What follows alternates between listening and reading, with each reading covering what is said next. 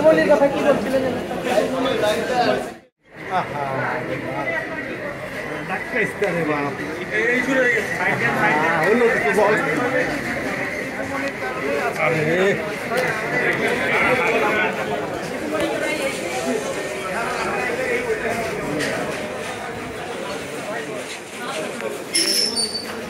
আস্তে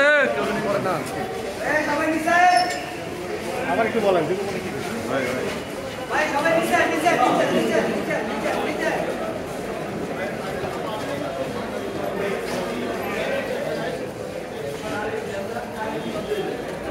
যুবলীর কথা কি বলছিলেন?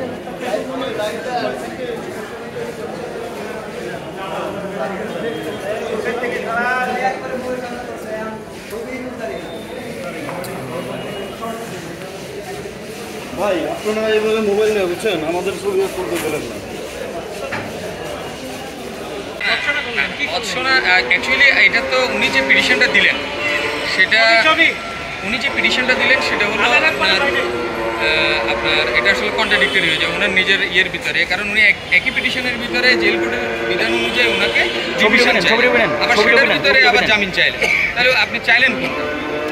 কারণ আপনি তো জামিনের পিটিশন আলাদা দিবেন এবং হলো জেল কোর্টের বিধান অনুযায়ী যদি সেটা নামঞ্জুর হয় সেক্ষেত্রে হলো আপনি ডিভিশনের জন্য আপনি চাইতেন। একই পিটিশনের ভিতরে প্রথমে ডিভিশন চেয়ে পরবর্তীতে আপনি জামিনের দরখাস্ত, এটা আসলে কোনোটাই হয়নি ওনার। আমরা বলেছি যে রোকেয়া বিশ্ববিদ্যালয়ে উনি প্রাক্তন ভিসি এবং উনি দায়িত্ব পালন করেছেন অত্যন্ত নিষ্ঠা ও দক্ষতার সহিত। ওনার বিরুদ্ধে যে অভিযোগগুলো এসেছে এগুলো সম্পূর্ণ ভিত্তিহীন এবং উদ্দেশ্য প্রণোদিত।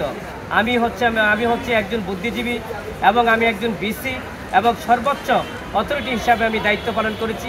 যেখানে যখন দায়িত্ব দিয়েছেন আমি ঢাকা বিশ্ববিদ্যালয়ে দায়িত্ব পালন করেছি, যেখানে যখন দায়িত্ব দিয়েছে অত্যন্ত দক্ষতা, নিষ্ঠা ও সততার সাথে দায়িত্ব পালন করেছি।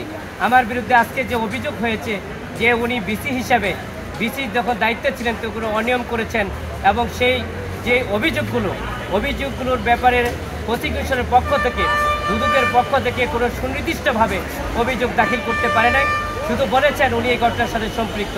আমরা আশা করি যে ন্যায় বিচারের স্বার্থে আইনের শাসন প্রতিষ্ঠা করার জন্য সঠিক তদন্ত হলে এই মামলাগুলো আমার বিরুদ্ধে প্রমাণিত হবে না এবং এই মামলার অভিযোগ থেকে আমি অব্যাহতি পাবো সেই প্রত্যাশা রাখি। ধন্যবাদ।